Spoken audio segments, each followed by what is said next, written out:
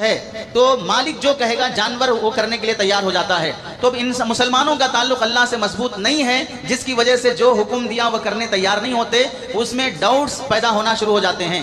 دوسری وجہ یہ ہے جب انسان کی عقل ماری جاتی ہے یا عقل گھٹ جاتی ہے، کم ہو جاتی ہے، تو پھر اسے اللہ کے حکموں کی حکمت سمجھ میں نہیں آتی، چونکہ جو اللہ جانوروں کو ذبح کرنے کا حکم دیے ہیں وہی اللہ انسانوں کو بھی عقل دیے ہیں۔ جب جانوروں کو ذبح کرنا اللہ کا حکم ہے تو انسانوں کو عقل دینا بھی اللہ کی نعمت ہے۔ جب یہ نعمت یہاں سے عقل چھین لیتے ہیں تو پھر یہ چیز ظلم آنا نظر آ جاتی ہے، ظلم ہونا نظر آ جاتی ہے۔ تو جو لوگ بھی میڈیا میں یا ڈیبیٹس میں اسلام پر اعتراضات کرتے ہیں، یا تو انہیں عقل نہیں ہے، غلط فہمیاں پیدا ہو جاتی ہیں۔ تم ہے دوسرے مذہب کے، سمجھو تم عیسائی ہے یا یہودی ہو یا ہندو دھرم کے ہو یا آریہ سماج کے ہو، تمہیں اپنے مذہب کی کتابیں پڑھنے کی ہی توفیق نہیں ہوئی ہے۔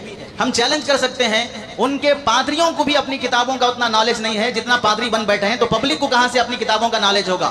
اسی واسطے جتنے لوگ بھی اسلام پر اعتراض کرتے ہیں، اللہ کے ایسے بندے موجود ہیں جو انہی کی کتابوں سے نکال کے دکھا سکتے ہیں کہ یہ بات جو اسلام پر تم اچھال رہے ہو تمہاری کتاب۔ Don't forget to like, comment, share and subscribe to الحمد لله نحمده ونستعينه ونستغفره ونؤمن به ونتوكل عليه ونعوذ بالله من شرور أنفسنا ومن سيئات أعمالنا من يهده الله فلا مضل له ومن يضلله فلا هادي له ونشهد أن لا إله إلا الله ونشهد أن محمدا عبده ورسوله أما بعد فقد قال الله تبارك وتعالى في القرآن المجيد والفرقان الحميد أعوذ بالله من الشيطان الرجيم بسم الله الرحمن الرحيم لن ينال الله لحومها ولا دماؤها ولكن يناله التقوى منكم وقال النبي صلى الله عليه وسلم من وجد ساعة ولم يضحي فلا يقربن مصلانا أو كما قال النبي صلى الله عليه وسلم اللهم صل على سيدنا محمد وعلى آل سيدنا محمد وبارك وسلم اللهم صل على سيدنا محمد وعلى آل سيدنا محمد وبارك وسلم اللهم صل على سيدنا محمد وعلى آل سيدنا محمد وبارك وسلم۔ میرے محترم عزیزوں، بزرگوں اور دوستوں، قرآن مجید کی آیت اور حدیث پاک کی روشنی میں آپ حضرات کے سامنے جو بات عرض کرنی ہے وہ ہے ماہ ذی الحجہ کی مناسبت سے قربانی کے متعلق۔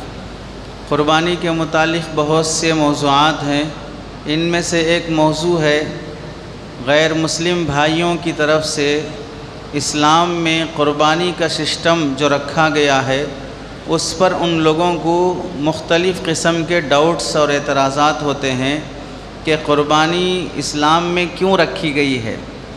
غیر مسلموں کو اور دوسرے برادران وطن کو اسلام کے بہت سے احکامات پر اعتراض ہوتا ہے، اور ان اعتراضات کے جوابات یا وہ اعتراضات کبھی وہ میڈیا میں کرتے ہیں، کبھی وہ اعتراضات کو ایک فلمی شکل میں پیش کر کے لوگوں میں گمراہی پیدا کرنے کی کوشش کرتے ہیں، سماج میں نفرت پھیلانے کی کوشش کرتے ہیں۔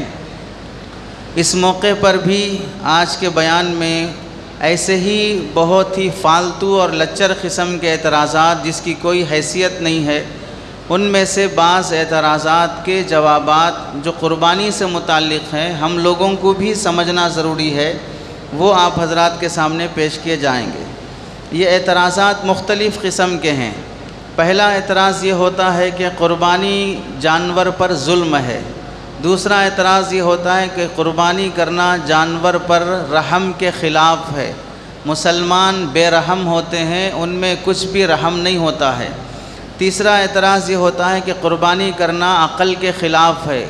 کون سا انسان مانے گا کہ اپنا پیٹ بھرنے کے لیے، گوشت کھانے کے لیے کسی کی جان لے لو؟ اس واسطے قربانی کرنا عقل کے خلاف ہے۔ چوتھا اعتراض یہ کرتے ہیں کہ قربانی کرنا مال ویش کر دینا ہے، مال ضائع کر دینا ہے۔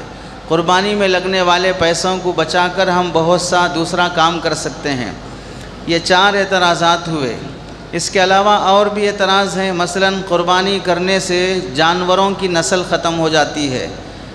چھٹواں اعتراض یہ ہے کہ قربانی کرنے سے ملک کو معاشی نقصان ہوتا ہے، ملک کی اکنامک گر جاتی ہے۔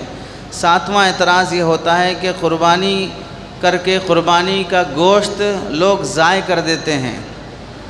اور آٹھواں اعتراض یہ کرتے ہیں کہ قربانی کرنے کے بعد گوشت کھانے والے لوگوں میں دہشت گردی اور ٹیررزم کی صفت پیدا ہوتی ہے، وہ ہنسا اور اہنسا کی تمیز نہیں کرتے ہیں۔ اور ایک اعتراض یہ بھی کرتے ہیں کہ قربانی کے بجائے اگر رفاہی خدمات پبلک سیوا کی جائے قربانی کے پیسے بچا کر تو کتنا اچھا ہو سکتا ہے۔ اس طرح کی باتیں مختلف طریقے سے الگ الگ پیرائے میں کی جاتی ہیں، اور ہم لوگوں کو بھی چاہیے کہ ان اعتراضات کی حقیقت کیا ہے خالی ذہن ہو کر توجہ سے سننا اور سمجھنا چاہیے۔ آج کے بیان میں کوشش کریں گے کہ ان میں سے 4 اعتراضات کے جوابات دیے جائیں۔ وہ اعتراضات کے جوابات سمجھنے سے پہلے چند بنیادی باتوں کو سمجھنا ہر مسلمان کے لیے ضروری ہے۔ پہلی بنیادی بات یہ ہے کہ دنیا میں جتنی بھی قومیں پائی جاتی ہیں اور جو بھی قوم اللہ کو مانتی ہے کہ اللہ ہے اور اس نے ہم کو پیدا کیا، وہ تمام قومیں یہ بھی مانتی ہیں کہ اللہ تعالیٰ ظالم نہیں ہے، اللہ مہربان ہے، رحمان ہے، رحیم ہے۔ کوئی قوم اللہ رب العزت کو ظالم نہیں مانتی، اور اللہ خود بھی اپنا تعارف رحمان اور رحیم سے کرائے ہیں، چنانچہ قرآن مجید کی پہلی آیت بسم اللہ الرحمن الرحیم۔ دوسری بات یہ سمجھنا ہے کہ اللہ رب العزت کے بارے میں ہم سب کا عقیدہ یہ ہے کہ اللہ احکم الحاکمین بھی ہیں اور حکیم بھی ہیں۔ اللہ آرڈر بھی کرتے ہیں اور اس کا آرڈر حکمت پر مشتمل ہوتا ہے۔ کوئی بھی بات فرماتے ہیں تو وہ حکمت سے خالی نہیں ہوتی ہے۔ اگر اللہ صرف حاکم ہوتے، حکیم نہ ہوتے، تو پھر یہ اندیشہ ہو سکتا تھا کہ اللہ کے اس حکم میں کوئی حکمت نہیں ہے، کوئی لاجک نہیں ہے، ایسا ہو سکتا تھا۔ لیکن جب اللہ حاکم بھی ہیں اور حکیم بھی ہیں تو اس کا کوئی حکم لاجک سے خالی نہیں ہوگا، حکمت سے خالی نہیں ہوگا۔ اور تیسری بات یہ سمجھنا ہے کہ ہم سب اللہ کے بندے ہیں، اس کے نوکر اور غلام ہیں، اس کے پیدا کرنے پر پیدا ہوئے ہیں، اس کے مارنے پر مر جائیں گے۔ تو بندے کو یہ حکم ہے کہ جو آرڈر اللہ کی طرف سے آئے وہ پورا کرے۔ اس حکم کی حکمت معلوم کرنا بندے کو مکلف نہیں بنایا گیا کہ میں کوئی بھی حکم پر عمل کرنے کے لیے، احکام کی تعمیل کے لیے اس حکم کی علت اور حکمت جانوں گا تو اس پر عمل کروں گا، ورنہ عمل نہیں کروں گا۔ یہ بندے کو کہنے کی اجازت نہیں ہے۔ اسی طرح اگر ہمیں قربانی کے حکم کی حکمت سمجھ میں نہیں آئے کہ اللہ نے اسلام میں قربانی کیوں رکھا ہے، یہ کیوں ہم کو سمجھ میں نہیں بھی آیا، تو بھی ہماری ذمہ داری یہ ہے کہ اللہ کے حکم کو مانتے ہوئے ہم اس کی حکم پر قربانی کرنا ہماری ذمہ داری ہے۔ اور چوتھی بات یہ ہے کہ حکمت کا مطالبہ کرنا بھی بندے کی عبدیت کے خلاف ہے۔ کیا آپ اگر کسی نوکر کو اپنے دکان میں صاف صفائی کے لیے رکھیں، یا اپنے کار چلانے کے لیے کسی ڈرائیور کو آپ رکھیں، رات کے 2 بجے آپ ڈرائیور سے یہ کہیں، جیسے یہاں سے بہت سے لوگ کویت جاتے ہیں، سعودیہ جاتے ہیں، اب وہ ڈرائیونگ کے لیے جاتے ہیں، کفیل نے 12 بجے یہ کہا کہ گاڑی صاف کر دو، ہمیں باہر جانا ہے۔ یہاں سے جو کمانے کے لیے گیا اس نے کفیل سے پوچھا 12 بجے گاڑی کیوں صاف کرنا ہے؟ نہیں، مجھے باہر جانا ہے۔ 12 بجے کیوں جانا ہے؟ مجھے شاپنگ کرنا ہے۔ 12 بجے کیا شاپنگ کرو گے؟ اس طرح کے سوالات اگر اپنے کفیل سے کرو گے، اسٹامپ لگا کر، ٹھپا لگا کر انڈیا واپس بھیج دے گا۔ نوکر ہو، نوکر کی طرح رہو، صاف کرنے بولے صاف کر دو۔ ایسے ہی اللہ کے لیے ہم سب اس کے نوکر، بندے اور غلام ہیں۔ اگر مان لو گے تو عزت سے جیو گے، نہیں مان لو گے تو اللہ بھی ٹھپا لگا کر دفن کر دیں گے۔ تو بندے کو حکمت معلوم کرنے کا اختیار نہیں ہے۔ جب 15-20 ہزار کی جاب کرنے والے کو اپنے آقا سے سوال کرنے کا حق نہیں ہے، ہم تو اس کے پیدا کیے ہوئے ہیں، سب کچھ اس کا دیا ہوا ہے، ایک ایک پارٹ ہمارا لاکھوں کا ہے، تو پھر ہم کو یہ کہاں سے حق ہو جائے گا کہ ہم اللہ سے سوالات کریں کہ یہ حکم کیوں ہے، وہ حکم کیوں ہے۔ 5ویں بات یہ بھی سمجھنا چاہیے کہ دنیا کا فطری نظام ہے کہ لو کوالٹی کی چیزیں ہائی کوالٹی کے لیے قربان ہو جاتی ہیں، ادنا درجے کی چیزیں اعلیٰ درجے کے لیے قربان ہو جاتی ہیں۔ یہ دنیا کا نظام ہے، آگے مثالوں سے سمجھ میں آ جائے گا۔ چھٹویں بات یہ بھی جان لینا چاہیے جو بہت اہم ہے، جان دینے والے اللہ ہیں، جان لینے والے بھی اللہ ہیں۔ انہیں جب جان دینے کا حق ہے جو جان لینے کا بھی حق ہے۔ جیسے اللہ کو جان لینے کی اتھارٹی حاصل ہے، ویسے اپنی وہ اتھارٹی وہ کسی اور کو بھی دے سکتے ہیں کہ تم اس کی جان لے لو۔ جیسے اللہ نے انسانوں کی جان لینے کی اتھارٹی حضرت اسرائیل کو دے کے رکھے ہیں۔ اگر حضرت اسرائیل انسانوں کی یا جانوروں کی جان لیتے ہیں تو اللہ کے حکم سے لے رہے ہیں، تو اللہ کو جان لینے کا حق ہے، تو اپنے حق کو دوسرے کے حوالے کرنے کا بھی اختیار حاصل ہے۔ ایسے ہی اللہ تعالیٰ مسلمانوں کو یہ اتھارٹی دیے ہیں، چونکہ مسلمان اللہ کی زمین پر خلیفۃ اللہ فی الارض، انی جاعل فی الارض خلیفہ کے تحت مسلمان اس زمین پر اللہ کا نائب ہے۔ اور اللہ نے جانوروں کو ذبح کرنے کے سلسلے میں ہمیں اپنا نائب بنایا ہے۔ جب وہ حضرت اسرائیل کو انسانوں کی جان لینے کا نائب بنا سکتے ہیں تو انسانوں کو جانوروں کی جان لینے کا نائب بنا سکتے ہیں۔ حضرت اسرائیل کا انسانوں کی جان لینا ظلم نہیں ہے، انسانوں کا جانوروں کو ذبح کرنا اور ان کی جان لینا بھی ظلم نہیں ہوگا۔ اگر انسانوں کا جانوروں کو ذبح کرنا ظلم ہے تو حضرت اسرائیل کا انسانوں کی جان لینا بھی ظلم ہوگا۔ تو جب ہم سب جانتے ہیں کہ یہ چیز ظلم نہیں ہے تو انسانوں کا جانوروں کو ذبح کرنا بھی ظلم کے دائرے میں نہیں آئے گا۔ یہ چند بنیادی باتیں ہمیں ذہن میں رکھنا ہے۔ آگے یہ بھی سمجھ لیں کہ جو لوگ اس طرح کے اسلام پر ڈاؤٹس اور اعتراضات کرتے ہیں وہ کیوں کرتے ہیں؟ آپ لوگ پہلی اپنی نگاہ اور اپنی سوچ بدلیں، نظر اور نظریہ دونوں بدلیں۔ ہم لوگوں کو کیا بیماری ہے؟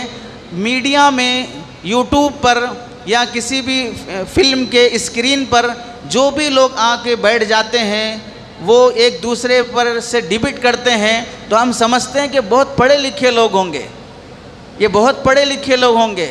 آپ چند پیسے پھینک دو آپ کو بھی ڈیبیٹ میں بلا لیا جائے گا۔ آپ کسی بھی میڈیا کے تلوے چاٹنے والے کا سپورٹ کر لو آپ کو بھی ڈیبیٹ میں بلا لیا جائے گا۔ جو لوگ بھی اسکرین پر دکھتے ہیں وہ ایجوکیٹڈ نہیں ہوتے ہیں۔ وہ اسلام پر اعتراض کیوں کرتے ہیں؟ مسلمان کو اگر اسلام کے احکام پر اعتراض ہے تو اس کی وجہ یہ ہے کہ مسلمان کو اپنے اللہ سے تعلق مضبوط نہیں ہے۔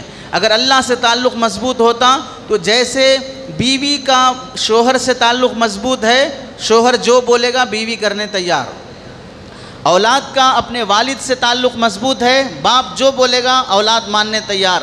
نوکر کا اپنے اونر سے تعلق مضبوط ہے، اونر جو کہے گا نوکر کرنے کے لیے تیار۔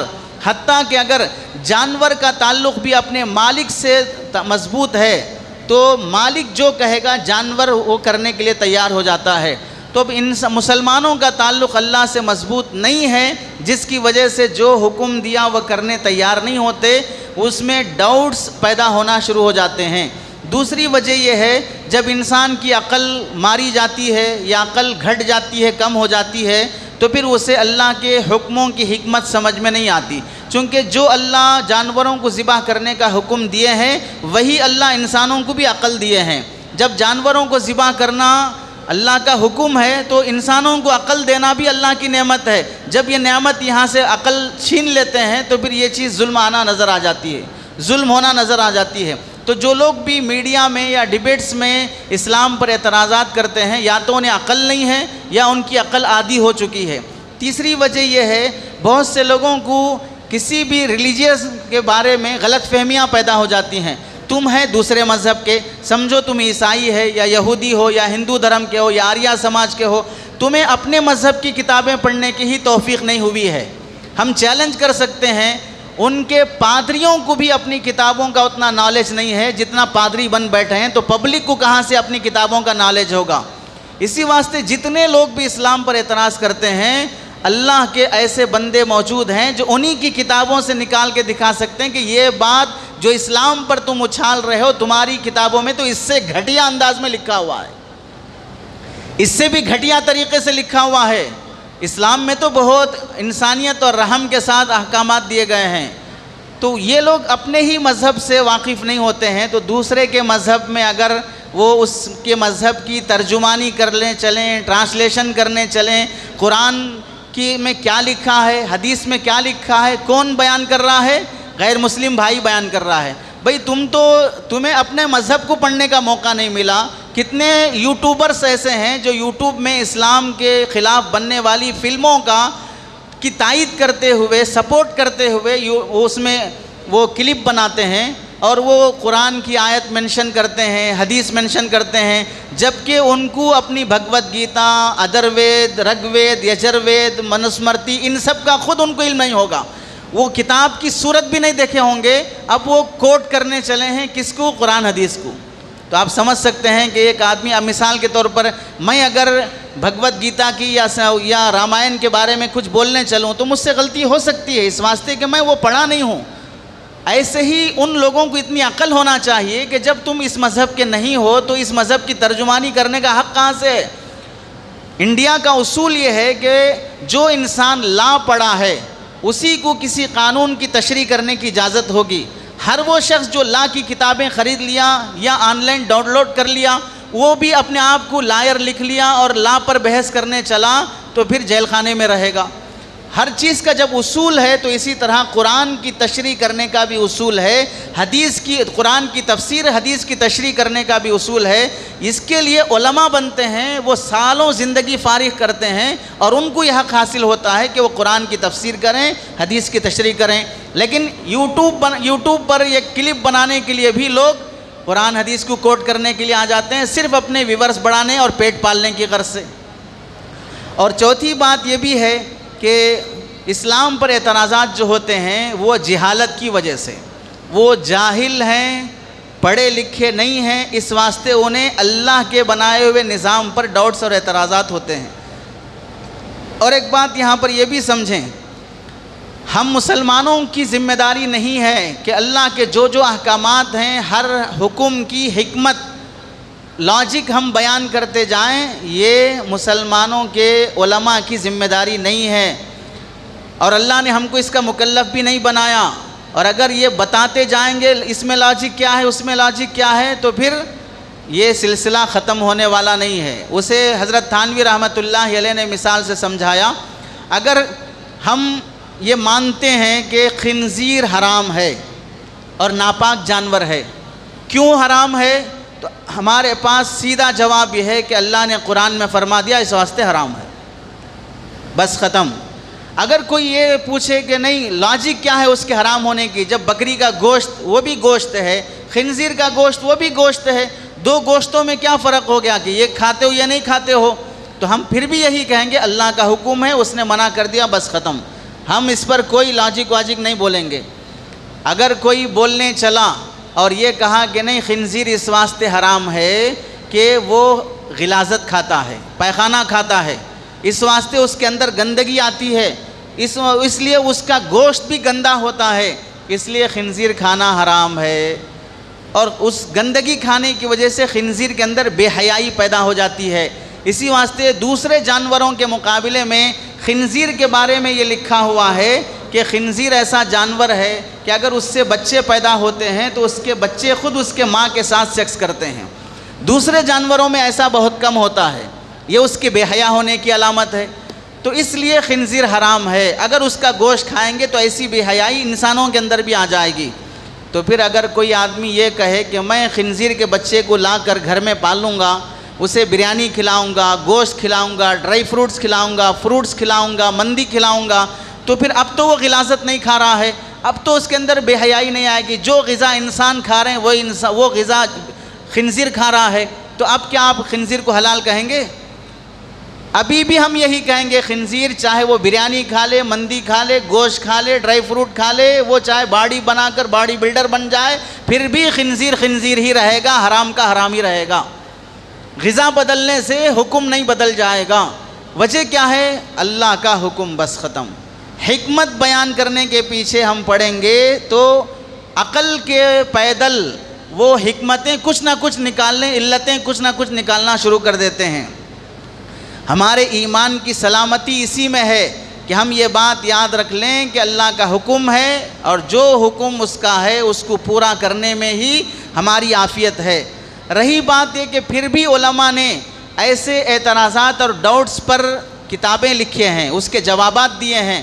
حضرت شاہ ولی اللہ رحمۃ اللہ علیہ کی کتابیں ہیں، حضرت نانوتوی کی ہیں، حضرت تھانوی کی ہیں۔ ان سب بزرگوں نے اسلام پر ہونے والے ڈاؤٹس اور اعتراضات پر بہت تفصیل سے کتابیں لکھی ہیں۔ امام غزالی رحمۃ اللہ علیہ نے بھی لکھی ہے۔ اس کی وجہ یہ ہے زمانہ گزرتے گزرتے لوگوں کے اندر فرما برداری اور اطاعت کا مادہ کم ہوتے گیا۔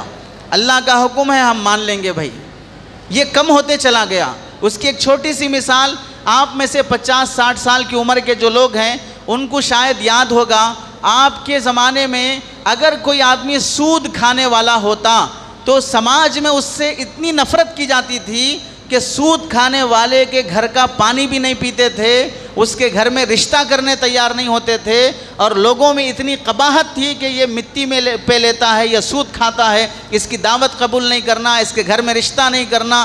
ایسا ان پڑھ لوگ بھی اتنا احترام تھا اللہ کے حکم کی فرما برداری کا۔ اب آپ دیکھو سود خوروں کے کیا مزے ہیں، سود خوروں کی کتنی عزت ہے، مٹی پہ چٹی چلانے والوں کے کیسے مزے ہیں۔ تو زمانہ 50 سال کے اندر بدل گیا، حرام خوروں کی عزت بڑھ گئی اور حلال غذا کھانے والے لوگ غریب شمار ہونے لگے۔ جب اتنی تیزی سے کیفیت اور سوچ میں تبدیلی آنا شروع ہو گئی، پہلے زمانے میں سگریٹ بیڑی پینا گلی میں چلتے ہوئے بھی ڈرتے تھے کہیں باپ کو معلوم نہ ہو جائے جوتے پڑیں گے، اب تو نوجوان بچے 11-12 سال کی عمر کے گانجا اور نشہ کرتے پھرتے ہیں۔ تو کتنا زمانہ بدل گیا۔ پہلے زمانے میں شادی ہونے تک انتظار کرتے تھے، بیٹیاں گھر سے باہر نہیں نکلتی، ماں باپ پوچھتے بیٹا تجھے فلاں لڑکا پسند ہے تو بھی بولتے ہوئے شرماتی تھی۔ اب تو ارینج میرج عیب ہو گیا، لو میرج شوق بن گیا، فیشن بن گیا، ماں باپ کو ڈھونڈنے کی ضرورت ہی نہیں ہے، پہلے ہی لڑکی خود رشتہ ڈھونڈ کے آ جاتی ہے، بلکہ شادی کے بعد کا پورا پروسیس شادی سے پہلے کر لیں گے، فارمیلٹیز پوری کرنے کے لیے نکاح کریں گے، بس باقی سہاگرات سب پہلے ہی ہو جائے گی۔ اتنا زمانے میں تبدیلی آ چکی ہے، تو پھر آپ اللہ کا حکم ہے مان لو، رسول اللہ کا حکم ہے مان لو، ایسی قوم سے تصور کریں گے تو ایسی قوم کو ان کے ایمان کی حفاظت کی خاطر احکام کی حکمتیں بیان کی جاتی ہیں۔ چنانچہ حضرت تھانوی رحمۃ اللہ علیہ نے فرمایا کہ سنو، جب برطانیہ کا سفر ہوا حضرت علی میاں ندوی رحمۃ اللہ علیہ کا، وہاں مکتب کے بچوں کو نماز حدیث قرآن سب پڑھایا جانے لگا، تو آپ نے دیکھ کے فرمایا چاہے انہیں نمازیں سکھا لو، روزے سکھا لو، قرآن سکھا لو، لیکن جب تک ان کے دلوں میں جو ڈاؤٹس ہیں وہ اگر کلیئر نہیں کیے جائیں گے تو یہ مسلمان باقی نہیں رہیں گے، کیونکہ میڈیا کے ذریعے سے ان کے دلوں کو کھوکھلا کر دیا گیا ہے۔ ان کو پہلے اپنے اللہ پر، آخرت پر، دوزخ پر، جنت جہنم پر، رسول اللہ پر ایمان نہیں ہے، چاہے یہ نمازیں پڑھیں چاہے یہ قرآن پڑھیں، تو ڈاؤٹس کلیئر کرنا تاکہ کمزور ایمان والے کافر، مرتد، ملحد نہ بن جائیں، ایکس مسلم نہ بن جائیں، اس لیے ان کو ایمان پر باقی رکھنے کے لیے سمجھانا پڑتا ہے۔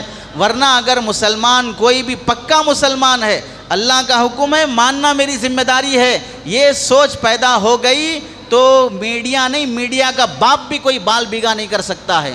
مسئلہ یہ ہے کہ ہمارا ایمان کمزور ہے، جس کی وجہ سے ہم ڈاؤٹس پیدا کرتے گئے تو ڈاؤٹ میں مبتلا ہوتے گئے، اس لیے وضاحت کرنی پڑتی ہے۔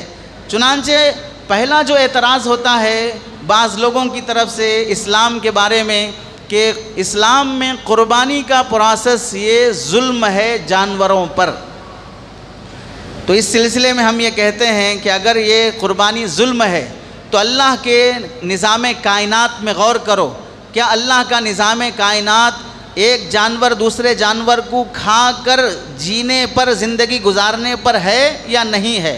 پہلی مثال، پرندوں میں اللہ نے جو مختلف پرندے پیدا کیے ہیں ان میں سے ایک پرندہ ہے باز، ایک پرندہ ہے شکرا، یہ پرندے وہ ہیں، اور ایسے ہی ایک پرندہ ہے گدھ، یہ وہ پرندے ہیں جو انسانوں کا گوشت ہی کھاتے ہیں، یہ دانے نہیں کھاتے، اناج نہیں کھاتے۔ مرغی دانے کھاتی ہے، کبوتر دانے کھاتا ہے، یہ پرندے اناج نہیں کھاتے، یہ پرندے ہو کر بھی گوشت کھاتے ہیں۔ تو اب آپ بتائیے باز، شکرا، گدھ، ان سب کو کس نے پیدا کیا؟ اور ان کی روزی گوشت کھانا کس نے بنائی؟ اللہ کا نظام ہے کہ پرندے ہوتے ہوئے بھی وہ گوشت کھا کر جیتے ہیں اور یہ ظلم نہیں ہوا۔ دوسری مثال آپ دیکھ لیں، پانی کے جانوروں میں سب سے بڑا جانور مچھلی ہے، اور بعض مچھلیاں ایسی ہیں جو شمال سے جنوب تک کا سمندری سفر کرتے ہیں، اور روزانہ 40,000 ٹن ان کی غذا ہے، اور وہ کیا کھاتے ہیں؟ دوسری مچھلیوں کو کھاتے ہیں، سمندری کیڑے مکوڑوں کو کھاتے ہیں۔ تو ہے ایک جانور لیکن دوسرے جانوروں کو کھا کر جی رہا ہے، یہ نظام ظالمانہ نہیں ہوا۔ تیسری مثال، جنگل کے بادشاہ کو دیکھ لیں، جنگل کا شیر گوشت کھاتا ہے، گھاس کھانے والے کو شیر آج تک دنیا نے نہیں کہا، گوشت کھانے والے کو دنیا شیر مانتی ہے، اور تبھی جا کر اسے جنگل کا بادشاہ کہتے ہیں۔ تو اب اس کا نظام، کسی نے آج تک شیر پر کیس نہیں کیا کہ وہ کیسے ہرن کا شکار کر رہا ہے، اتنے بڑے ہاتھی کا شکار کر کے کھا رہا ہے، شیروں پہ کیس کر کے انہیں جیل میں ڈال دینا چاہیے۔ کچھ ایسا بھی پروسیس بناؤ، چونکہ وہ بھی گوشت کھا رہے ہیں، دوسرے پرندوں کو اور دوسرے جانوروں کو مار کھا رہے ہیں۔ ہرن کتنی خوبصورت دکھتی ہے، لیکن شیر کا بچہ اس پہ بھی حملہ کر دیتا ہے، اس کے بھی ٹکڑے کر دیتا ہے، تو پھر اس پر بھی کیس بننا چاہیے۔ کیس اس پر ہے کہ شیر کا شکار کرو گے، انسان ہرن کا شکار کر لیا۔ ایک فلم ایکٹر نے ایک ہرن کا کیا شکار کر لیا، 20 سال تک اس پہ کیس چلتا رہا، اور موب لنچنگ میں اتنے مارے گئے لیکن کوئی کیس نہیں بنا۔ کیا انصاف ہے؟ کتنا بڑا انصاف ہے کہ جانور کا شکار کر لیا تو کیس 20 سال تک چلے گا، اور موب لنچنگ میں ہزاروں 100 لوگ مارے جائیں گے پھر بھی کوئی کیس نہیں بنے گا۔ تو آپ اس سے خود سمجھ سکتے ہیں کہ جانور کو ذبح کرنا ظلم ہونا رحم کی وجہ سے نہیں ہے، کچھ نہ کچھ دال میں کالا ہے، مذہبی عصبیت ہے، مذہبی منافرت ہے، تبھی کسی پر رحم کی بات کی جا رہی ہے۔ اور ایک بات یہ بھی اس میں رکھ لیں، پرندوں میں بھی اللہ نے ایسی بنا، جیسے مکھڑی ہے، مکھڑی کی غذا کیا ہے؟ آپ میں سے کتنے لوگ ہیں جو آج تک مکھڑی کو دانہ ڈالے ہوں، مکھڑی کے لیے پانی رکھے ہوں؟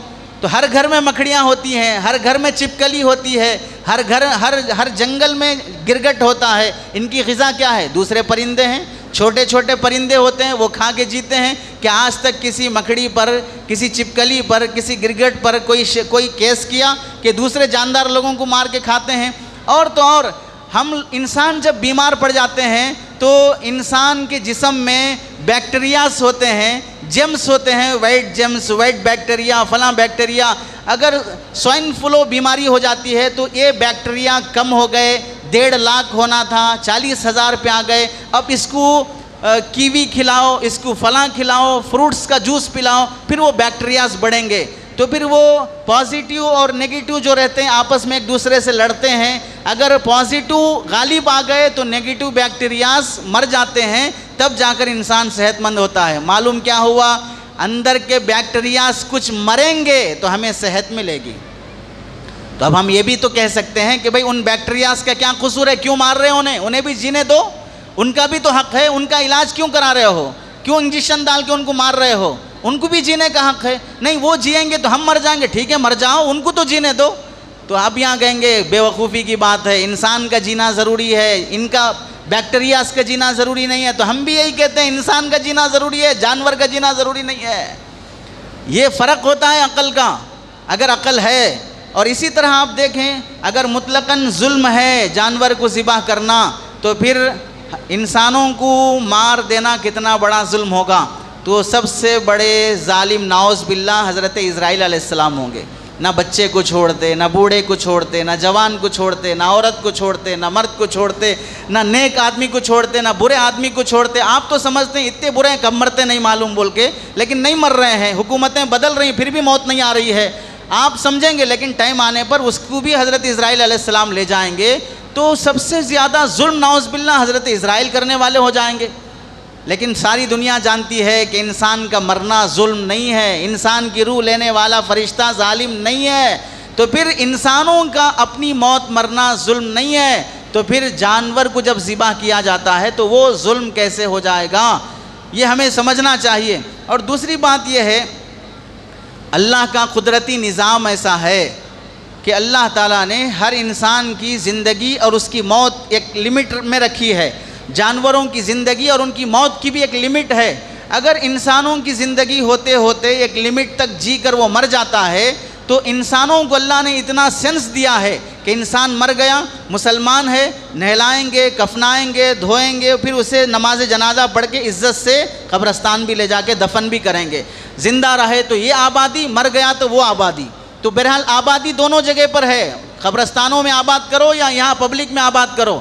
اور دوسرے مذہب کے لوگ ہیں، اگر وہ مر جاتے ہیں تو ان کے لیے بھی نظام ہے کہ جلاؤ، شمشان گھاٹ لے جا کر ان کی راکھ لے جا کے سمندر اور دریا میں بہا دو، ایک نظام ہے۔ اور آپ بتائیے کون سا سماج ایسا ہے اگر کتا مر گیا، بلی مر گئی، گھوس مر گیا، چوہا مر گیا اور جانور بیل بھینس مر گئے، کون سا قبرستان ایسا ہے جو انہیں نہلا دھلا کر کفن پہنا کے جنازے کی نماز پڑھ کے لے جا کے دفناتے ہوں، یا انہیں شمشان گھاٹ میں جلا کر ان کی راکھ سمندر میں اڑاتے ہوں؟ کیا جانوروں کا بھی قبرستان بنا؟ آج تک نہیں بنا۔ اور اگر انسان اپنی موت مرے گا تو اسے ٹھکانے لگانے کے لیے کچھ سسٹم موجود ہے۔ جانور اگر اپنی موت مرے گا تو پھر اسے قبرستان میں آباد کرنے کا کوئی نظام انسانوں کی سماج میں نہیں ہے۔ اور اگر جانوروں کو اپنی موت مرنے دیا جائے گا، وہ سڑک پہ مرے گا، گلی میں مرے گا، گھر میں مرے گا، تو پھر بوجھ انسان پر آئے گا، بوجھ انسان پر آئے گا، کیونکہ مرے ہوئے جانور کو اب وہ کھانا پسند نہیں کرتا، اب دفنانے کی بلا وجہ کی ذمہ داری ہے، رشتہ داری کچھ بھی نہیں ہے پھر بھی دفنانا پڑ رہا ہے۔ اب یہ مسئلہ ہوگا۔ اور اگر اس جانور کو مرنے سے پہلے ہی ذبح کیا جائے گا تو ذبح کیا ہوا جانور حلال ہوتا ہے۔ اب اس کا قبرستان کسی کا بھی پیٹ بن سکتا ہے کہ کھاؤ، تمہارے پیٹ میں جائے گا اور آباد رہے گا، چاہے کوئی بھی مذہب کا ہو۔ رہی یہ بات کہ بھئی ہم بڑے جانور کا کھاتے ہیں تو دوسرے لوگ کیا چھوٹے جانور کا نہیں کھاتے ہیں؟ چکن نہیں کھاتے ہیں، فش نہیں کھاتے ہیں، تو فش کا قبرستان ان کا پیٹ ہوا، چکن کا قبرستان ان کا پیٹ ہوا، دوسرے پرندوں کا قبرستان ان کا پیٹ ہوا۔ تو اگر ذبح کرنے کے بعد اس کا گوشت بنتا ہے تو اس کا کچھ نہ کچھ پروسیس ہو سکتا ہے۔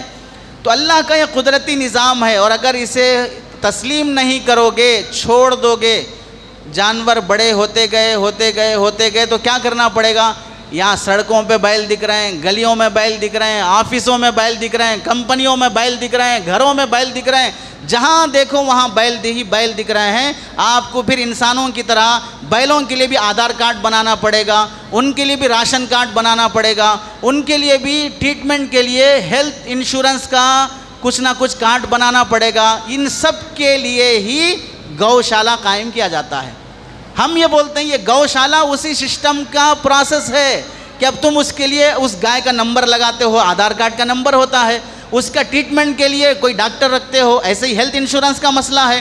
تو یہ سب نظام گوشالہ میں کیا جاتا ہے۔ ہم کہتے ہیں اللہ کے بندے، جس کو آسانی کے ساتھ کاٹ کر ذبح کر کے اسے آرام سے ہضم کیا جا سکتا تھا، اب اس کی سیوا میں لگ گئے ہو تم۔ اللہ نے جانوروں کو پیدا کیا انسانوں کی سیوا کے لیے، انسان کو پیدا نہیں کیا جانوروں کی سیوا کے لیے۔ یہ خود خلاف عقل بات ہے۔ جو نوکر بننا تھا وہ اونر بن گیا، جو اونر بننا تھا وہ نوکر بن گیا۔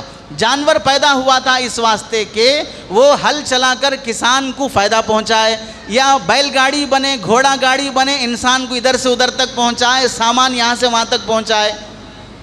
لیکن اب ہو کیا گیا ہے؟ جب انسانوں کی عظمت گھٹ گئی، جانوروں کی عظمت بڑھ گئی، تو اب انسان اس کی سیوا میں لگ گیا۔ کتنے یوٹیوب میں آپ نے یہ ایڈز نہیں دیکھے ہوں گے 30 سیکنڈ 20 سیکنڈ کا کہ فلاں جگہ گائے پڑی ہوئی تھی، ہم اسے اٹھا کے لائے، ہم اس کی سیوا کر رہے ہیں، یہ ہماری ماتا ہے۔ کس نے کہا؟ وہ آپ کی سیوا کے لیے تھی، آپ اس کی سیوا کے لیے پیدا نہیں ہوئے۔ اپنی ماں کو تو آپ نے اولڈ ایج ہوم میں چھوڑ دیا، اور اس کو جو اپنے گوشالہ میں لا کر اس کی سیوا کر رہے ہیں، تو سب سے بڑی ماں کون ہونا چاہیے؟ پھر کس ماں کی زیادہ قدر ہونی چاہیے؟ تو یہ پروسیس ہی الٹا ہو جائے گا اگر ہم جانوروں کے اللہ کے بنائے ہوئے نظام کو تسلیم نہیں کریں گے۔ اور پھر یہ بھی سمجھو، اگر مسلمانوں کا جانور کو ذبح کرنا ظلم ہے تو پھر اللہ بھی تو جانوروں کی جان لیتے ہیں، خود اپنی موت مرنے والے بھی جانور ہیں۔ کتنے یہ چکن کا کاروبار کرنے والوں سے پوچھو، روزانہ جو چکن کے گاڑیوں کا ٹرانسپورٹ ہوتا ہے، 15-20 مرغیاں تو ایسے ہی مر جاتے ہیں۔ اور یہ بندے بھی اتنے ہرس لالچ والے ہیں، مری ہوئی مرغیوں کے پر نکال کے اس کے ٹکڑے کر کے کبھی تو وہ شادیوں میں بھیج دیتے ہیں آف ریٹ پہ، کبھی وہ آپ وہ چکن رول کھاتے ہیں اس میں بھیجا دیتے ہیں، کبھی ہوٹلوں کو دے دیتے ہیں۔ لیکن کس کو معلوم ہوگا کہ یہ زندہ جانور ذبح کر کے آیا ہوا گوشت ہے یا مردار کا گوشت ہے؟ پیسہ کمانا مقصود ہے بس، تو ایسے لوگ بھی ہیں مردار کو بھی چھوڑنے تیار نہیں ہیں، میت کو بھی چھوڑنے کے لیے تیار نہیں ہیں، تبھی تو ڈیڈ باڈیاں بھی بکتی ہیں۔ انسان اتنا حریص ہو گیا کہ ڈیڈ باڈی پہ بھی بزنس کرنا شروع کر دیا۔ تو اللہ تعالیٰ نے جو سسٹم بنایا انسانوں کی جان لینے کا، جانوروں کی جان لینے کا، تو اگر کوئی قانون بنا کر انسانوں پر پابندی لگاؤ گے کہ جانور ذبح نہیں ہونا، تو کیا کوئی ایسا بھی قانون بناؤ گے کہ حضرت اسرائیل بھی کسی کی جان نہیں لینا؟ کیا کوئی ایسا بھی قانون بناؤ گے کہ اللہ بھی کسی کی جان نہیں لینا؟ تو اگر یہ ظلم ہوا تو ان کے خلاف بھی قانون بننا پڑے گا کہ حضرت اسرائیل بھی نہ آئیں کسی کی جان لینے کے لیے۔ ایک بار قانون بنا کے دیکھ لو حضرت اسرائیل کے خلاف کہ وہ کبھی کسی کی جان لینے کے لیے نہ آئیں، قانون پاس ہونے سے پہلے قانون بنانے والا قبرستان میں رہے گا۔ جب ہم کو غصہ آ سکتا ہے تو حضرت اسرائیل کو کتنا غصہ آئے گا؟ دنیا جب سے بنی ہے اب تک جان لیتے آ رہا ہوں اور میرے خلاف قانون بنانے چلا ہے، ابھی قانون بنا کر قلم اٹھایا بھی نہیں ہوگا، وہیں لیٹ جائے گا۔ تو معلوم ہوا جان لینے سے روکنے کا قانون بنایا نہیں جا سکتا ہے۔ جیسے انسان سوتا ہے تو اٹھنا ضروری ہے، ویسے ہی جیسے اٹھتا ہے تو ایک ٹائم آنے کے بعد سونا ضروری ہے، جیسے جیتا ہے تو ایک ٹائم آنے کے بعد مرنا بھی ضروری ہے۔ تو جانوروں کا جان جانا بھی ضروری ہوتا ہے۔ اور آپ بتائیں اگر جانوروں کو ذبح کرنا ظلم ہے، کتنے لوگ ہیں جو جانوروں پر بوجھ لاد کر دلی میں چلے جائیں آپ، بہت سے لوگ رکشہ گاڑی کی جگہ پر بیل گاڑی سے سامان ادھر ادھر پہنچاتے ہیں، تو کسی بیل نے کہا کہ مجھ پر گاڑی باندھ رکھ کر اتنے کلو کا بوجھ تھیلے رکھ کر میرے ذریعے سے یہاں تک وہاں تک لے جاؤ، جانور پہ کیوں ظلم کر رہے ہو؟ اسے بھی آرام سے رہنے دو، لیکن اسے بوجھ ادھر سے ادھر لے جانے کے لیے، کسان اپنے کھیت میں ہل چلانے کے لیے یہ سب جانوروں پر جو بوجھ لاد رہے ہو، یہ بھی تو جانور پہ ظلم ہوا۔ جب یہ کہتے ہیں کہ ہم سب اللہ کے پریوار ہیں، اللہ کے بچے ہیں، ہم بھی اللہ کے بچے اور جانور بھی اللہ کے بچے، تو گویا کہ ہم ایک دوسرے کے بھائی ہوئے اور اللہ کے بیٹے ہوئے، تو کیا ایک بھائی دوسرے بھائی پر گاڑی باندھ رکھ کر لگیج اٹھا کے لے جاتا ہے؟ تو پھر بیل پہ کیوں لے جا رہے ہو؟ بیل کے ذریعے سے ہل کیوں چلا رہے ہو؟ یہ بھی ظلم ہوگا پھر۔ اور اگر ظلم یہی ہے تو جانور ذبح کرنے کے بعد لیدر کی بیلٹ بنتی ہے، لیدر کا پرس بنتا ہے، لیدر کی جرکن بنتی ہے، لیدر کے شو بنتے ہیں، یہ سب کس کے بنے؟ آپ کے بھائی کے بنے ہیں، اس کے چمڑے کے بنے ہیں۔ جب یہ پہنتے ہوئے تمہیں یہ خیال نہیں آیا کہ میرے بھائی کو کاٹ دیا گیا، اس کے ذریعے اس کا چمڑا نکالا گیا، اس سے بیلٹ بنائی گئی، اس سے جرکن بنائی گئی، میں اسے کیسے پہن رہا ہوں؟ اس کی بڑی بڑی کمپنیاں چلتی ہیں، لاکھوں روپے میں ایکسپورٹ امپورٹ کا کاروبار ہوتا ہے، یہ سب کس کا ہوا ہے؟ جانور کے چمڑے کا ہوا۔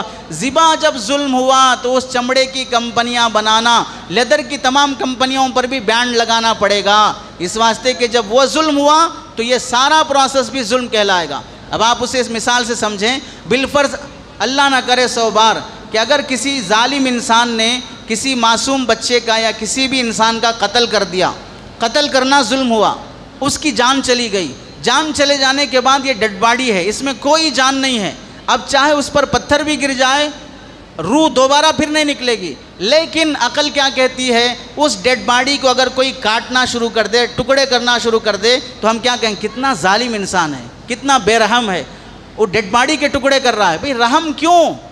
اب تو روح نہیں ہے نا اس میں، پھر بھی انسان کا دل کہتا ہے کہ ایسا نہیں کرنا چاہیے۔ تو ہم بھی یہی کہتے ہیں کہ جب ہمارا کاٹنا ظلم ہوا، کاٹنے کے بعد کا جو پروسیس کر رہے ہیں کمپنیاں، اس کا چمڑا نکال رہی ہیں، چمڑے کے ٹکڑے کر رہی ہیں، چمڑے کا استری کر رہی ہیں، چمڑے کی سلائی کر رہی ہیں، یہ سب بھی تو اسی جانور کے ساتھ ہو رہا ہے، تو یہ بھی ظلم ہونا چاہیے۔ تمام لیدر کی کمپنیوں پر بین لگنا چاہیے۔ اور جانور کا ذبح ظلم ہوا تو پھر آپ بتائیے مطلقاً کسی بھی جانور کو مارنا ظلم ہے یا چند جانوروں کو مارنا ظلم ہے؟ اگر کسی بھی جانور کو مارنا ظلم ہے، سام کو بھی نہیں مارنا، بچھو کو بھی نہیں مارنا، ان میں بھی جان ہے، اب چھوڑ دو، پھر دیکھیں گے کہ آبادی کس کی بڑھے گی اور کون قبرستان میں رہے گا۔ معلوم ہوا چند جانوروں کو مارنا واجب ہے، نہیں ماریں گے تو انسان مر جائے گا۔ تو جیسے چند جانوروں کو مارنا ضروری ہوا، ویسے ہی چند جانوروں کا ذبح کرنا بھی ضروری ہوگا، ورنہ جیسے ان کی وجہ سے نقصان ہو سکتا ہے، ان جانوروں کو چھوڑنے کی وجہ سے بھی انسانوں کو نقصان ہو سکتا ہے۔ چنانچہ کتنے ویڈیوز ایسے نہیں آئے، بائک چلا رہے تھے، بیل نے آ کے مار دیا، حاملہ عورت گر گئی، وہیں بچہ مر گیا، بوڑھا آدمی گر گیا، وہیں اس کی موت ہو گئی۔ کتنے ایسے کیسز ہوئے جس میں جانور آ کر ٹکرانے کی وجہ سے انسانوں کی موت ہو گئی۔ اور دوسری بات یہ ہے کیا جان صرف جانوروں میں ہوتی ہے، سبزیوں میں جان نہیں ہوتی ہے؟ سبزیوں میں جان نہیں ہوتی ہے۔ اب آپ دیکھ لیں سوامی دیانند جی کی رپورٹ ہے، وہ اپنی کتاب میں لکھتے ہیں ان کے پاس آوا گون کا عقیدہ ہے، ایک روح دوسرے شریر میں منتقل ہونا یہ 3 طرح سے ہوتا ہے۔ انسانوں کی روح ایک شریر سے دوسرے شریر میں آتی ہے، جانوروں کی روح ایک شریر سے دوسرے شریر میں آتی ہے، سبزیوں میں بھی روح اور روح ہوتی ہے، جان ہوتی ہے، وہ روح بھی ایک سبزی سے دوسری سبزی میں آتی ہے۔ یہ کون کہتے ہیں؟ سوامی دیانند جی کہتے ہیں۔ تو معلوم ہوا سبزیوں میں بھی جان ہے۔ اب جانور کی جان لینا ظلم ہوا تو سبزیاں کھانا بھی ظلم ہوگا، تو تمام منڈیوں پر بین لگانا پڑے گا۔ کسان جو اناج اگا رہا ہے اور اس سے پھر کھیتی کاٹ رہا ہے، یہ کھیتی کاٹنا بھی ظلم ہوگا، اس پر بھی بین لگانا پڑے گا۔ بلکہ ڈاکٹر ذاکر نائک نے یہ کہا تھا کہ اگر جانوروں میں سبزیوں میں جان ہے تو پھر وہ روتے کیوں نہیں ہیں، پکارتے کیوں نہیں ہیں، ان کی آواز ہمیں سنائی کیوں نہیں دیتی ہے؟ اس کی وجہ یہ ہے انسانوں کے کان میں سننے کی صلاحیت جیسی ہوتی ہے اتنا ہی سنتا ہے۔ فرشتے بھی ایک دوسرے سے بات کرتے ہیں، ہمیں سنائی دیتا ہے، جنات بھی بات کرتے ہیں، ہمیں سنائی دیتا ہے، شیاطین بھی بات کرتے ہیں، ہمیں سنائی دیتا ہے، میاں بیوی بیڈ روم میں جانے کے بعد جو گپ شپ کرتے ہیں وہ باہر والوں کو سنائی دیتا ہے، نہیں ہوتا ہے؟ سیاسی لیڈر اندر بند کمرے میں جو بکتے ہیں پیسے کے بل بوتے پر، کیا ہمیں سنائی دیتا ہے؟ بہت سی چیزیں انسان کو سنائی نہیں دیتی ہیں۔ انسانوں کے کان کی سننے کی صلاحیت اتنی ہے کہ انسان کے کان 20,000 ہرٹز کے اندر کا سن سکتے ہیں۔ کتا انسان سے زیادہ سنتا ہے، یہ سمجھ لیجئے سائنسی لحاظ سے انسان 20,000 ہرٹز کے فاصلے کا ہی ڈسٹنس کا ہی سن سکتا ہے، کتا 40,000 ہرٹز ڈسٹنس کا بھی سنتا ہے۔ تو کتے کے اندر ہم سے زیادہ سننے کی صلاحیت موجود ہوتی ہے۔ امریکہ میں ایک کسان سائنسدان نے ایک آلہ ایجاد کیا، اگر وہ کسی بھی درخت کے قریب لے جا کے رکھا جائے تو اس سے آواز آتی ہے کہ یہ درخت اس وقت کیا کہہ رہا ہے، کب پانی مانگتا ہے، کب یہ چیختا ہے۔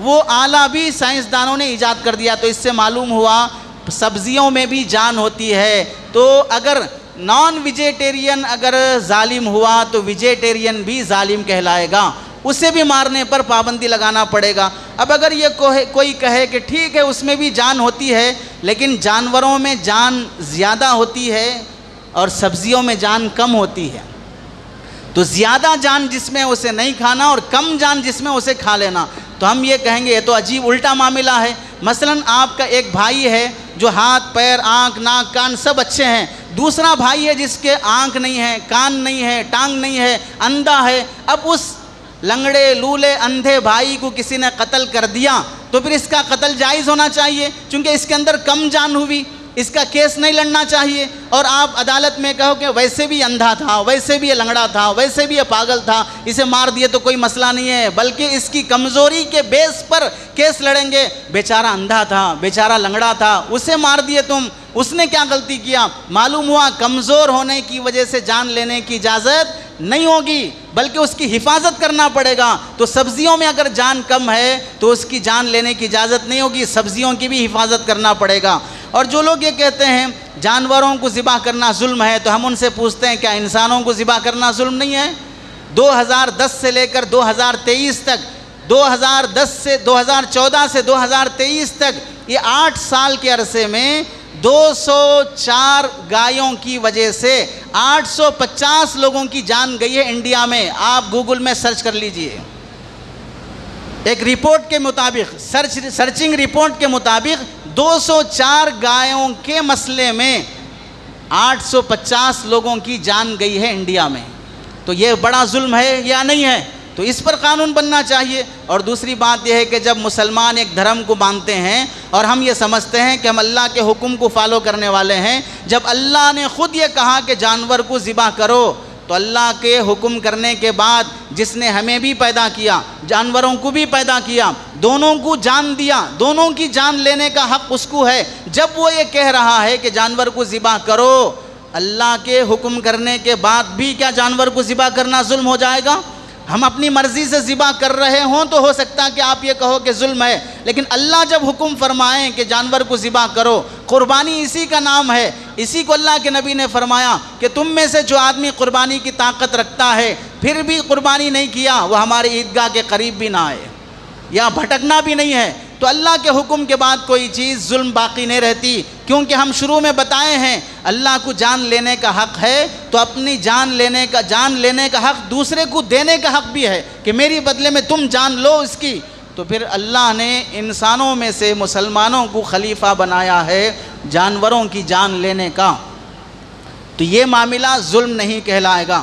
اور دوسری بات یہ بھی سمجھنا چاہیے، جب ہم نے شروع میں یہ اصول بیان کیا، اللہ رحمان ہیں، مہربان ہیں، وہ کبھی ظلم کا حکم نہیں دیتے ہیں، تو اگر جانوروں کو ذبح کرنا ظلم ہوا تو گویا کہ اللہ کے بارے میں ہم یہ کہہ رہے ہیں کہ اللہ تعالیٰ ظلم کا حکم دے رہے ہیں، اللہ تعالیٰ ظلم کرنے کا حکم دے رہے ہیں، اور جبکہ قرآن میں خود یہ فرماتے ہیں ان اللہ لا يحب الظالمین، اللہ ظالموں کو پسند نہیں کرتے ہیں۔ معلوم ہوا قربانی کے جانور کو ذبح کرنا یہ ظلم نہیں ہے۔ دوسرا مسئلہ یہ رہتا ہے کہ قربانی کے جانور کو ذبح کرنا رحم کے خلاف ہے، مسلمانوں میں کچھ بھی رحم نہیں ہے، اس واسطے جانوروں کو ذبح کر دیتے ہیں۔ پہلی چیز تو یہ ہے، یہ جو لوگ کہتے ہیں کہ خواہ مخواہ جانوروں کو ذبح کرنا رحم کے خلاف ہے، یہ محض فالتو اور ہٹ درمی اور ناواقفیت اور جہالت کا سوال اور اعتراض ہے۔ وجہ یہ ہے کہ رحم ہر جانور پہ کرنا چاہیے یا مخصوص جانوروں پہ کرنا چاہیے؟ ہر جانوروں پہ اگر رحم کرنا ہے یا ہر طرح کا رحم کرنا ہے تو پھر جانوروں پر کوئی بیل گاڑی گھوڑا گاڑی بھی نہیں کرنا چاہیے، وہ بھی رحم کے خلاف ہوا، اور جانوروں کے ذریعے سے کھیت میں باغ میں ہل چلانا بھی نہیں چاہیے، وہ بھی رحم کے خلاف ہوا، اور ہزاروں جانوروں کو ذبح کرنے کے بعد ان کی ہڈیوں سے تیل بنایا جاتا ہے، ان کے ہڈیوں کے گودے سے دوائیاں بنائی جاتی ہیں، تو پھر جانوروں کی ہڈیوں کا بڑا کاروبار چلتا ہے، یہ بھی نہیں ہونا چاہیے، کیونکہ یہ جانور کی ہڈیاں ہیں جس کے ذبح کرنے کو آپ نے رحم کے خلاف کہا ہے۔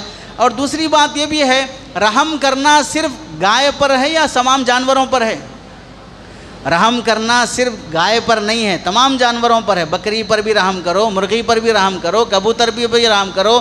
جب ان سب پہ رحم کرنا ہے، اپنے فنکشنوں میں چکن 65 کھاتے ہو، فش کھاتے ہو، دوسرے چھوٹے کا گوشت کھاتے ہو، تو وہاں پر تو نہیں دکھا کہ یہ جانور پہ رحم نہیں کیا گیا، صرف بڑے جانور پہ رحم کرنے کی بات آ جاتی ہے۔ معلوم ہوا جان کا تعلق جب جس جانور سے بھی ہے تو سب پہ رحم ہونا چاہیے۔ اور دوسری بات یہ ہے، ایک جانور پہ رحم کا دعویٰ کرنا کہ گائے پہ رحم کرو، چکن کھا سکتے، بکرے کا کھا سکتے، فش کھا سکتے اور دوسرے پرندے کھا سکتے، معلوم ہوا رحم کی وجہ سے نہیں ہے، آپ کو یہ گوشت پسند نہیں وہ گوشت پسند ہے، آپ کو یہ جانور پسند نہیں وہ جانور پسند ہے، جو آپ کی پسند کا ہے اس کی جان لے سکتے، جو مسلمانوں کی پسند کا ہے اس کی جانور کی جان کی بہت خیال آئے گا، اس کا بہت رحم آئے گا۔ اور دوسری بات یہ بھی ہمیں سمجھنا چاہیے، قربانی رحم کے خلاف نہ ہونے کی سب سے بڑی دلیل یہ ہے کہ اگر ہم جانوروں کو ذبح نہ کریں گے، چھوڑ دیں گے، تو جانور اپنی موت تڑپ تڑپ کر بیمار ہو کر مریں گے، اس میں ان کو زیادہ تکلیف ہوگی۔ ذبح کرنے میں اتنی تکلیف نہیں ہوتی جتنا خود اس کی موت مرنے میں تکلیف ہوتی ہے۔ اس کی وجہ کیا ہے؟ اس کی وجہ یہ ہے کہ اللہ رب العزت نے ایک بہترین بات بیان فرمائی، جو لوگ اپنے گھر میں اپنے بستر پر مرتے ہیں ان کی موت کا انداز الگ ہوتا ہے، جو اللہ کے راستے میں جاتے ہیں اور شہید ہو جاتے ہیں تو ان کی موت کا انداز الگ ہوتا ہے۔ حدیث میں اللہ کے نبی نے فرمایا، شہید اللہ کے راستے میں شہید ہوتا ہے، چونٹی کاٹنے کے برابر بھی اسے تکلیف نہیں ہوتی ہے، تبھی مرنے کے بعد بھی، جنت میں جانے کے بعد بھی شہید اللہ سے یہ تمنا کرے گا مجھے دوبارہ پیدا کیا جائے، میں پھر پیدا ہو کر دنیا میں جا کر تیرے راستے میں شہید ہونا چاہتا ہوں۔ معلوم ہوا اللہ کے راستے میں انسان جان دے گا، اسے چونٹی کاٹنے کے برابر بھی تکلیف نہیں ہوگی۔ ایسے ہی جانور اپنی موت مرنے کے بجائے اللہ کے نام پر کٹے گا، تبھی مسلمان کاٹنے سے پہلے بسم اللہ اللہ اکبر کہتا ہے کہ اللہ کے نام پر شہید ہو رہا ہے، تو اس جانور کو بھی چونٹی کاٹنے کے برابر بھی تکلیف نہیں ہوتی ہے۔ اور اگر کوئی یہ کہے کہ اگر تکلیف نہیں ہوتی ہے تو جانور خوشی خوشی جا کے ذبح ہونا چاہیے تھا، قصاب پکڑ پکڑ کے کھینچ کھینچ کے کیوں لا رہے ہیں؟ یہ خود معلوم ہے کہ یہ خوش نہیں ہے ذبح ہونے سے، خوش ہونا نہیں ہے، وہ خوش ہے۔ کیسے خوش ہے؟ ذبح کرنے والا جب رسول اللہ تھے تو حجۃ الوداع کے موقع پر اللہ کے نبی نے جب اپنے اونٹ ذبح فرمائے، حدیث میں آتا ہے ایک اونٹ دوسرے اونٹ سے آگے بڑھ بڑھ کر نبی کے قدموں میں آ رہا تھا کہ پہلے مجھے ذبح کیا جائے، پہلے مجھے ذبح کیا جائے۔ معلوم ہوا ذبح کرنے والے کا ہاتھ، اس کی نیت، اس کا پیسہ، اور وہ پاک انسان ہو تو جانوروں کو بھی خوشی ہوتی ہے کہ میں آگے بڑھ کے ذبح کر لوں، اور جب ہم جیسے لوگ جانور ذبح کرتے ہوں تو وہ بھی دیکھتا ہے کہ یہ بھی ایک جانور ہے جو مجھے ذبح کرنے آیا ہے، تو اس واسطے وہ ڈرتا ہے کہ مجھے جانور ہے کہ مجھے ذبح کرنے کے لیے آیا ہے۔ جیسے رمی جمرات کے موقع پر حاجی جب شیطان کو کنکر مارتا ہے تو شیطان بھی کہتا ہوگا سارا سال تو شیطان بنے رہا، اب آ کے مجھے کنکر مارنے چلا ہے۔ تو ہم جیسے لوگ ہیں ذبح کرنے والے تو اس واسطے وہ بدکتا ہے، ورنہ ذبح کرنے والے رسول اللہ ہوں گے تو اس کا بدکنا نہیں ہوگا، اور اگر بدکتا بھی ہو تو وہ طبعی طور پر ہے۔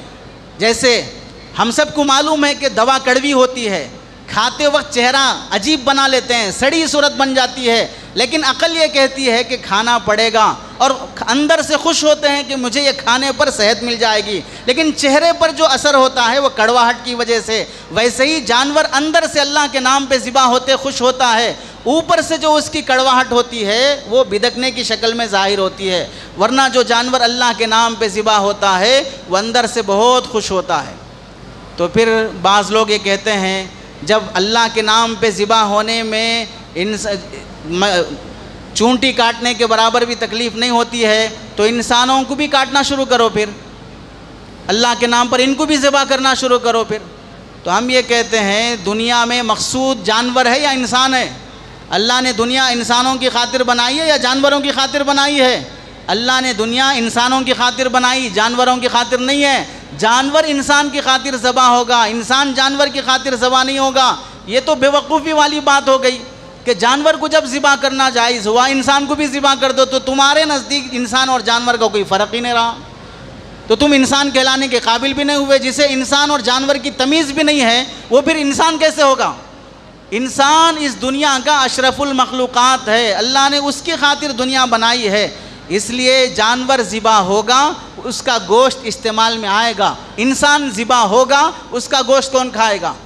اور پھر کوئی بیوقوف ہوگا یہ کہے گا اب ذبح ہو گیا تو انسانوں کو بھی کھانا شروع کر دو، پھر تو دنیا امن کے ساتھ نہیں چلے گی، فساد اور دنگا ہوگا، اور پھر ایسے لوگوں کو ختم کرنے کے لیے حضرت اسرائیل کو آنا پڑے گا۔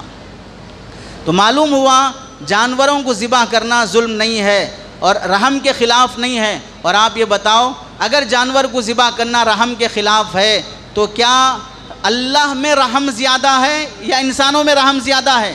سب سے زیادہ رحمان اور رحیم کون ہے؟ اللہ سب سے بڑے رحمان ہیں اور رحیم ہیں۔ ہم کو جب جانور ذبح ہوتے ہوئے رحم آ رہا ہے تو اللہ کو کتنا رحم آتا ہوگا، وہ اس کا پیدا کیا ہوا جانور ہے، تو جب وہ رحمان ہوتے ہوئے حکم دے رہا ہے معلوم ہوا یہ رحم کے خلاف نہیں ہے، اللہ رحمان ہے، ہمیں اس سے بڑا مہربان بننے کی ضرورت نہیں ہے، اللہ سے بڑا رحمان بننے کی ہمیں انسانوں کی ضرورت نہیں ہے۔ کیا کوئی ایسا ہو سکتا ہے کہ اللہ تعالیٰ رحم کے خلاف حکم دے انسانوں کو خود مہربان اور رحمان ہوتے ہوئے؟ اور جیسا کہ ابھی میں نے کہا کہ انسانوں کو ذبح کرنا تو جانوروں کو ذبح کرنے سے بھی بڑا گناہ ہے، لیکن گائے کے واسطے 850 لوگوں پر زیادتی ہوئی ہندوستان میں تو یہ کتنا بڑا ظلم کہلائے گا۔ اور خود یہ بھی سوچنا چاہیے جو لوگ یہ کہتے ہیں کہ جانوروں پر کو کاٹنا یا ذبح کرنا رحم کے خلاف ہے، دراصل رحم کے خلاف نہیں ہے، جو چیز ہمت اور شجاعت کے قبیل سے ہوتی ہے اسے ان لوگوں نے رحم کا نام دے دیا ہے، جو بزدلی ہوتی ہے اسے رحم کا نام دے دیا ہے۔ بزدلی الگ چیز ہے، رحم الگ چیز ہے، شجاعت الگ چیز ہے اور ظلم الگ چیز ہے۔ شجاعت کا نام انہوں نے ظلم کہہ دیا اور بزدلی کا نام رحم رکھ دیا، اس کی وجہ سے جانوروں کو ذبح کرنا ظلم سمجھ میں آ رہا ہے۔ تو دو باتیں آپ حضرات کے سامنے یہاں تک آئی ہیں، جانوروں کو ذبح کرنا نہ ظلم کے خلاف ہے، جانوروں کو ذبح کرنا نہ ظلم ہے اور نہ رحم کے خلاف ہے۔ آخری بات سے سمجھ لیں کہ آپ یہ سمجھیں رحم بھی اگر ہم غور کریں گے، بچہ اسکول جانا نہیں چاہ رہا ہے، اماں کے پیر لپٹ لیا تو اماں ٹھیک ہے جان دو چھوڑ دو، باپ تھپڑ لگا کے اسکول لے جا رہا ہے، بتائیے رحم کس میں ہے؟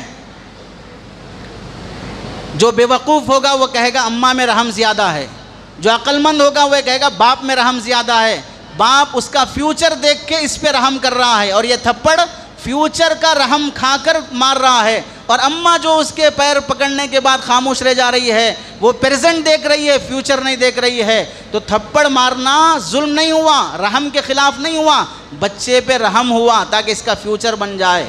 جیسے اس کی مثال، اگر کوئی ڈاکٹر ہے، آپ کو شوگر ہو گیا، پھوڑا ہو گیا اور یہ انگلی خراب ہو گئی تو ڈاکٹر نے کہا یہ کاٹنا پڑے گا، اب ڈاکٹر کے کہنے پر کریں گے ٹھیک ہے آپ کاٹ دیجئے، بڑی خوشی سے اپنی انگلی کاٹنے دے رہے ہیں، بڑی خوشی سے اپنا پیر کاٹنے دے رہے ہیں، تو کون عقل مند ہے جو ڈاکٹر کو ظالم کہے گا، ڈاکٹر کو جلاد کہے گا، فیس بھی دے گا، شکریہ بھی ادا کرے گا، ٹانگ بھی آگے بڑھائے گا کہ میری ٹانگ یہاں سے کاٹ دیجئے۔ یہ سب کیوں ہو رہا ہے؟ ایک ڈاکٹر کے کہنے پر اپنے جسم کو بچانے کے لیے ایک جسم کا حصہ کاٹ لیتا ہے۔ اللہ کے فرمانے پر اگر کسی جانور کو کاٹنے تیار نہیں ہوا تو کتنا بے وقوف ہے۔ ڈاکٹر کے کہنے پر اپنی ٹانگ کاٹ لے گا، اللہ کے کہنے پر جانور ذبح کرنے تیار نہیں ہے، اور عقلی گھوڑے دوڑا رہا ہے کہ کیوں ذبح کا حکم ہے، کیوں ذبح کا حکم ہے۔ ڈاکٹر سے بھی کہو کیوں انجیکشن لگا رہے ہو، کیوں آپریشن کر رہے ہو، کیوں میری ٹانگ کاٹ رہے ہو، تو ڈاکٹر ٹھیک ہے آپ جی اب کتنے دن جیتے ہیں، 4 مہینوں کے بعد، اب تو پیر سڑا، اگلے 4 مہینوں کے بعد پورا سڑ جائے گا۔